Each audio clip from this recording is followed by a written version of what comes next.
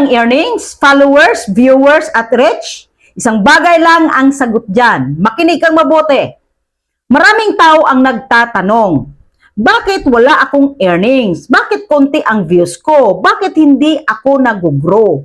Pero bihira ang nagtatanong ng tamang tanong. Ang tanong dapat ay, anong klaseng content ba ang binibigay ko? Kasi ito ang katotohanan. Hindi algorithm ang kalaban mo. Hindi rin platform. Content. Kung ang content mo ay walang itinuturo, walang value, puro flex, puro binta o puro reklamo, huwag kang magtaka kung walang nanonood, walang nagpa-follow, walang bumibili, walang earnings.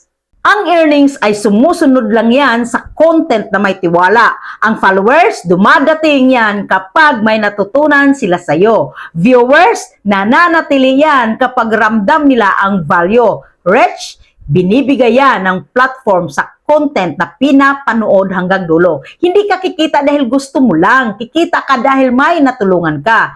Hindi ka dadami ang followers dahil humingi ka. Dadami sila dahil may dahilan para sundan ka. Tandaan mo to, ang content na may saysay, laging may balik. Kaya bago ka mag-post, tanungin mo ang sarili mo. May matulungan ba ako dito? May ma-inspire ba ako? May matutunan ba sila? Kung oo ang sagot, kahit mabagal, sigurado ang paglago mo.